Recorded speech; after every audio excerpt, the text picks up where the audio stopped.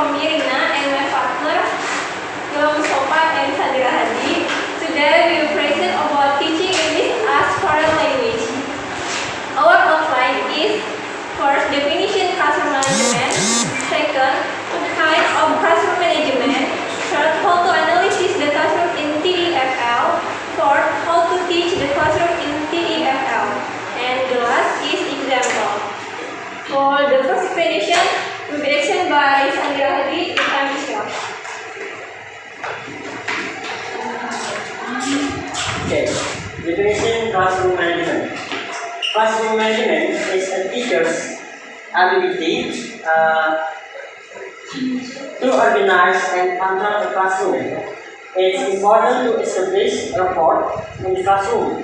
By establishing these relationships, students are more apt to feel like they can trust the teacher. This will create a sense element in the classroom. This trust will create a sense of respect in the classroom. Respect between the student and the teacher is a necessary element in the classroom so that students obey rules and regulations of the teacher and of school. Another aspect to classroom management is keeping students involved and always making them feel like they are part of the class. Okay. Next. And then this kind of classroom management. There are four kinds of classroom management. The first is authoritarian classroom management, and then authoritative classroom management, and then is permissive classroom management, and the last one is independent classroom management. We start from authoritarian classroom management. So, the authoritarian teacher style or authoritarian classroom management refers to a teacher who has complete control over their classroom. Authoritarian teachers create a highly structured learning environment with strong emphasis on the rules.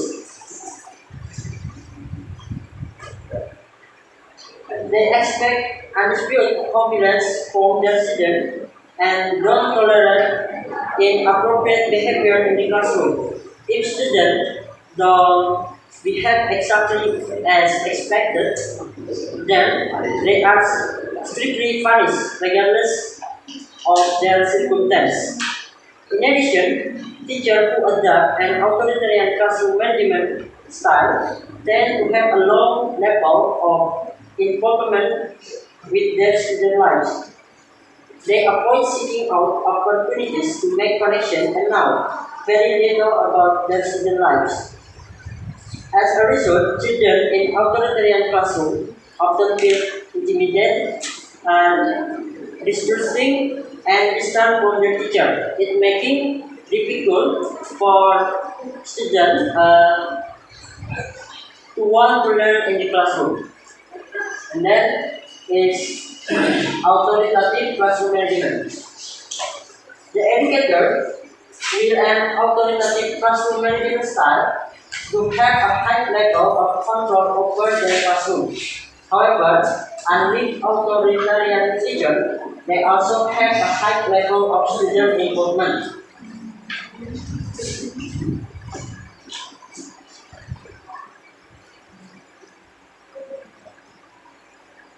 Authoritative teachers are firm yet fair.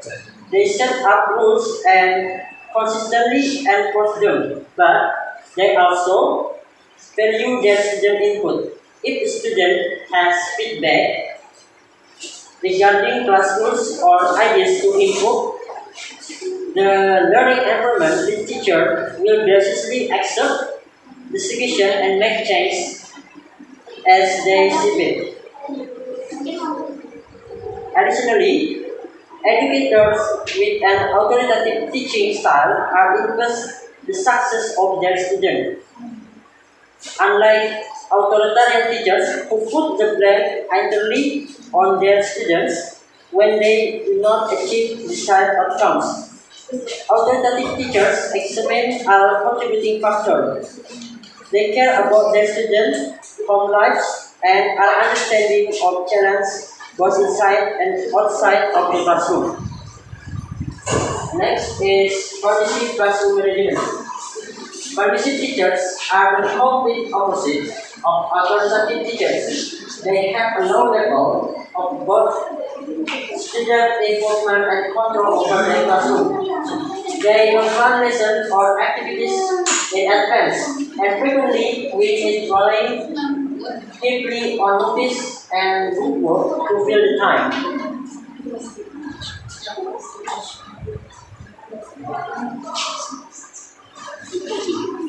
Permissive teachers don't establish rules or punish for behavior.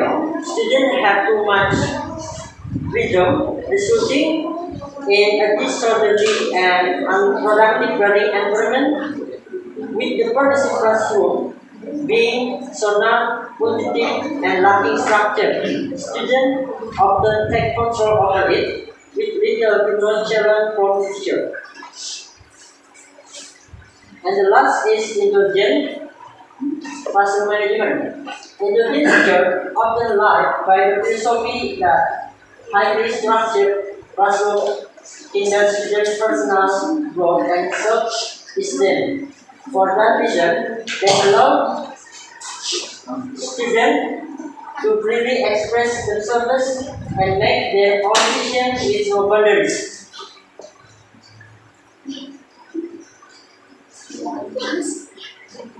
Unlike permissive teachers, indulgent teachers have a very high level of involvement with their students. They care deeply about their students and what is going on their lives, but tend to be too friendly. Consequently, indulgent teachers are generally well liked by their students who feel comfortable talking to them.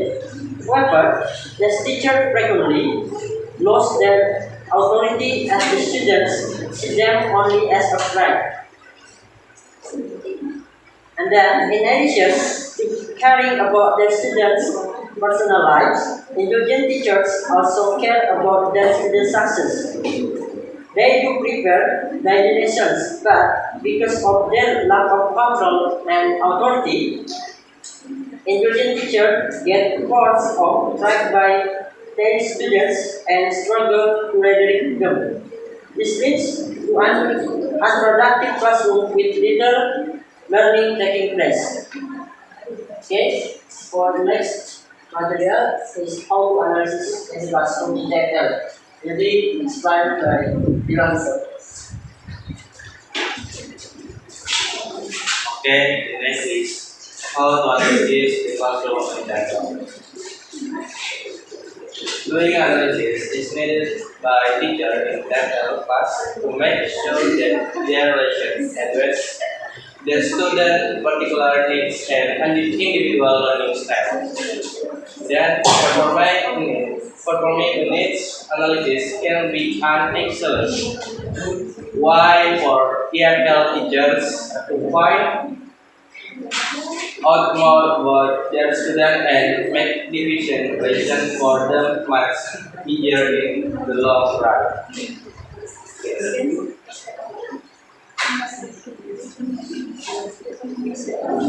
Then, part-wise analysis. The first is fill in a prompt or question.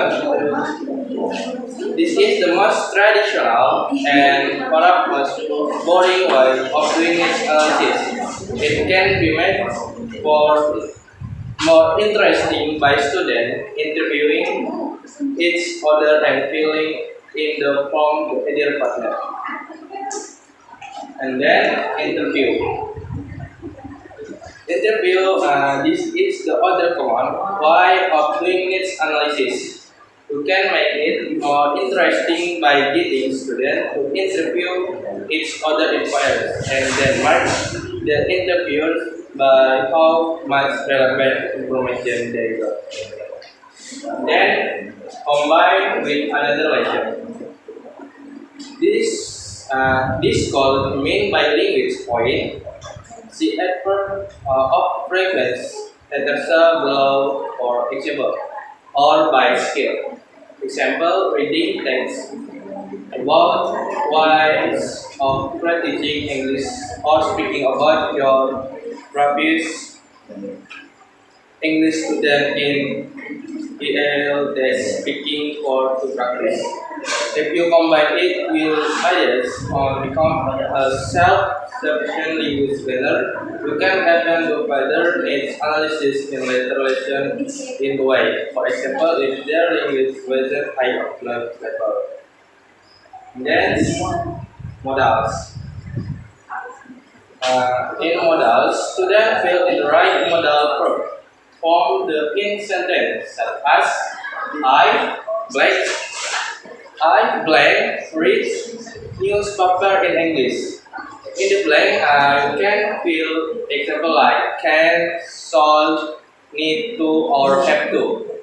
They can then compare the fact and see if their partner has put in are also true for them.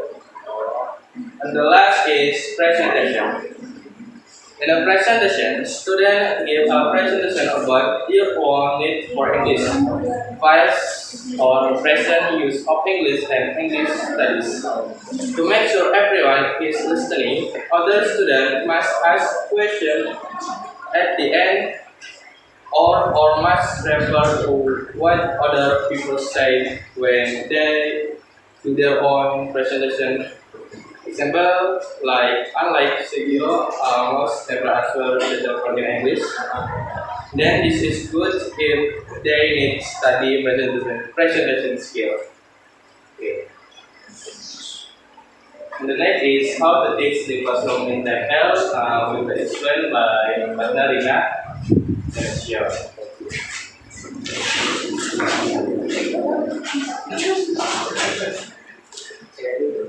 Okay, for the next is how to teach. Classroom focus environment, which is the main focus of teaching in the classroom. Essentially, there are two possible focuses. One, the teacher. The class is teacher-centered, and the second, student. The class is student-centered. Teacher-centered. In a teacher-centered class, the teacher controls everything the teacher decides. What should be taught, how it should be taught, when it should be taught. In other words, the classroom is based around the needs and preference of the teacher and the administration.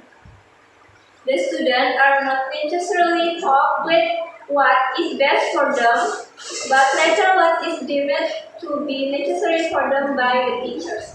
Like ways the teaching methods are primarily designed for the teacher rather than the student, and work is graded by the teacher alone. Jadi di kelas yang berpusat pada guru adalah guru mengontrol segalanya di dalam kelas. Guru memutuskan apa yang harus dilakukan oleh siswanya. Sedangkan yang student center, on the other hand, student center classroom focus on the needs and abilities of the student and on topics relevant to the student life, needs and interests. This increases student motivation, and as a result, students feel they have a stake in their own learning, which increase their learning and performance. Sedangkan yang student center berfokus pada kebutuhan dan kemampuan siswa pada topik yang relevan dengan kehidupan, kebutuhan dan minat siswa. Contohnya kayak student center itu kayak kita di kelas ini melakukan presentasi. Kita yang presentasi, kita yang bertanya, kita yang menjawab. So the next is classroom focus in practice. How does this play out in practice? Here are some ideas to make the classroom more student-centered. They are not going to change a class into a perfect example of student-centered learning overnight, but they will help students get used to the idea of the concept. First is pair or group work. Break down the learning process. Information does not flow slowly from the teacher to the student. And if you have your student break up into small group or pairs or for different activities, they will share knowledge between themselves. Students can learn of each other, and as a good teacher knows, the action of teaching is also the action of learning. The next is relevance. Use example and exercise directly relate to the student. Imagine you are teaching the basic pronunciation, then instead of saying the cat is under the table, or you say the book bag is under desk, and point to the real thing. Student will relate to this and remember more. And the next is facilitation. To take a simple example, if a student comes across a word they do not know, rather than simply tell them, get them to find out for themselves what it means. Have a dictionary in the class. Get the student used to using it, and when a new word comes up, a student finds out what the meaning is and tells the rest of the class. The teacher then does not become the sole repository of knowledge, especially in this day of internet. Let the student find answers for themselves. And the last is example of classroom management. The teacher gives material about the simple present tense. Then, after giving the material, students are asked to make conversation according to the material with their classmates. They are asked to memorize and come forward to write it. Jadi untuk classroom management, ibu bisa memberikan materi simple present tense kepada siswanya, dan setelah pemberian materi, murid diminta untuk membuat percakapan sesuai isi dari materi dengan teman sebangku. Kemudian diminta menghafalkan dan maju ke depan untuk membacakannya. This can train students to get used to English, starting from listening, writing, reading, and speaking. In teaching English as a foreign language, we must make students active in class by learning this way. Okay, that's all for our presentation. If there is question, please raise your hand and mention your name and question. Thank you.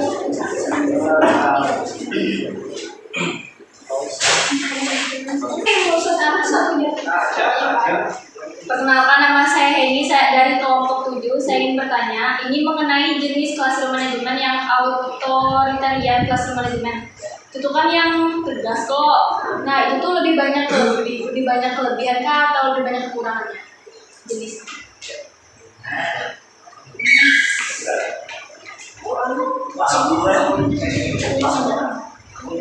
Nah, jadi kalau otoritarian lah yang pertama. Nah, jadi otoritarian tuh gurunya tuh lebih bukan tegas, tapi lebih menekan. Semua siswanya tuh harus bisa. Misalnya kayak kada sesuai dengan aturan itu langsung dihukum. Nah, kalau untuk positifnya tuh harus itu kan keberhasilan kelas itu sangat tinggi, keberhasilan mengatur kelas itu sangat tinggi karena semua siswa itu harus mengikuti peraturannya, itu kelebihannya. Nah, kalau untuk kekurangannya itu siswa itu lebih tertekan karena itu gurunya otoriter, semua itu harus menurut kayak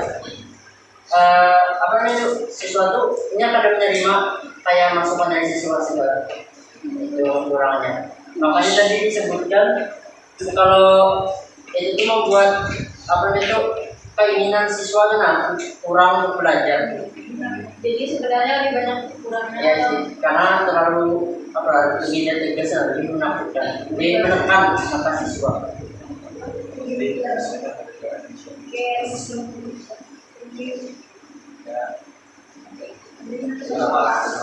Langsung ya. Saya mau bertanya kurang lebih hampir sama pertanyaannya, tapi lebih ke levelnya. Berarti kalau dari formatnya lebih ke levelnya, kelebihan sama kekurangan level yang mengajarkan ke yang mana atau levelnya. authoritarian. Saya akan jawab pertanyaan dari Pak Ujan. Misalnya authoritarian classroom management ini lebih ke apa tadi? Karena tipe-tipenya lah. Nah, misalnya mungkin tipenya misalnya gurunya, nah minta nyuruh menjelaskan tentang pelajaran simple present tense. Nah, dijelaskan terus setelah itu siswa itu diberi tugas, misalnya diberi tugas untuk membuat kata atau kalimat menggunakan simple present tense. Nah, terus siswa ini salah, banyak salahnya. Nah, karena banyak salahnya itu gurunya itu langsung melarangnya, langsung marah-marah aja dengan murid itu. Nah, itu contohnya untuk misalnya belajar contohnya. Kalau guru yang menekan, karena itu harus siswa itu semua itu harus bisa. Kalau sudah dijelaskan, masih bisa. Kami tahu lah. Ya, atau ini kalau kelebihannya mungkin untuk siswa yang nggak bisa cepat nangkap atau bisa menyesuaikan dengan gaya pembelajaran gurunya. Kalau misalnya agak bisa dibilang siswanya pintar, mungkin berhasil siswa yang pintar. Tapi itu kan siswa kan beda-beda kan. Nah, ada yang lambat dan menangkap, ada yang cepat. Mungkin yang lambat itu yang jadi masalah. Itu kurangnya.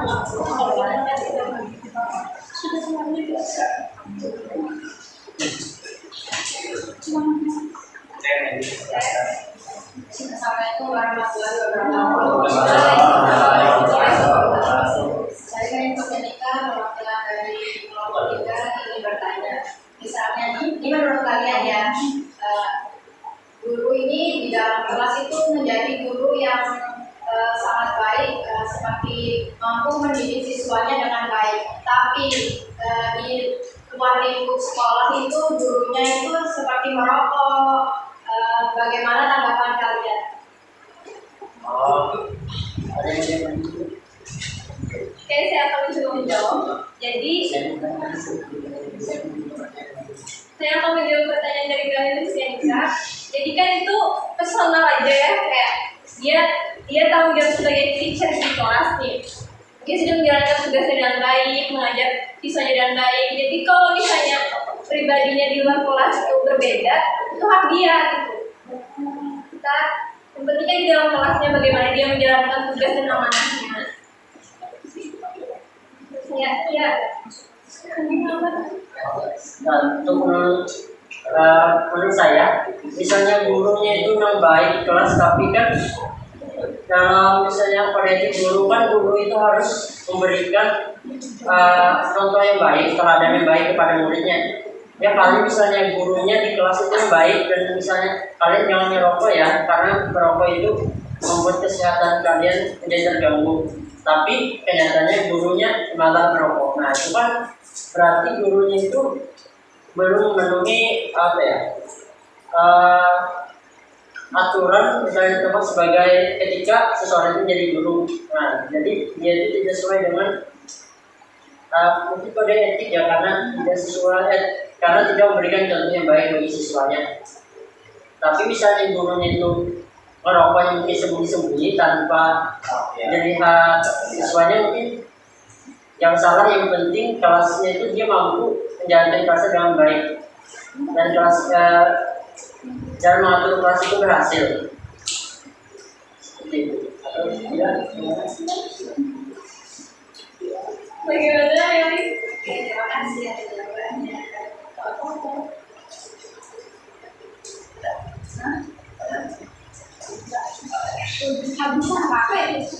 Ada lagi. Oke, saya Siti dari kelompok 8. Di antara 4 jenis manajemen kelas tadi, Yang mana yang kalian rasa cocok untuk kalian terapkan saat kalian nanti menjadi seorang guru? Satu ya, jawaban masing-masing. Iya, makasih. Oke, saya akan menjawab dari pertanyaan si SFP. Oh ya, dan apa alasannya? Alasannya Ketinggalan. jadi dari keempat tuh yang paling bagus menurut saya sendiri ya. Jadi yang paling bagus tuh otoritatif. Yang kedua, karena dia otoritatif itu guru tuh punya kontrol kelas yang tinggi, tapi partisipasi siswa dalam kelas itu juga tinggi. Jadi ada kolaborasi antara guru dan murid. Jadi semua itu aktif dalam kelas tuh. Nggak cuma berfokus pada gurunya aja, tapi murid itu juga ikut memberikan ide saran untuk pembelajaran itu. Kalau menurut saya juga sama dengan Gila yang saya kerjakan tadi, otoritatif ini lebih baik mungkin untuk diajarkan, mungkin diterapkan ketika pengaturan kelas.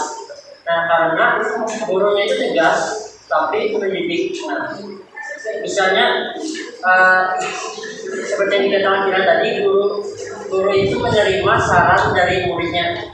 Nah, gaya pembelajaran muridnya ini tentu diterima dengan baik kalau itu sesuai aja dengan pembelajaran.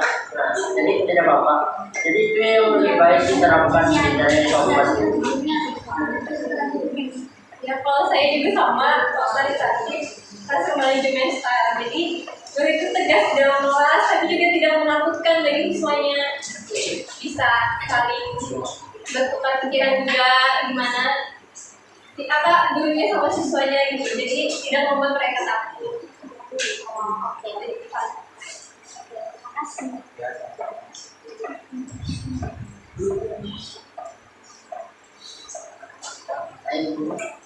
Kemudian ada lagi yang ingin ditanyakan?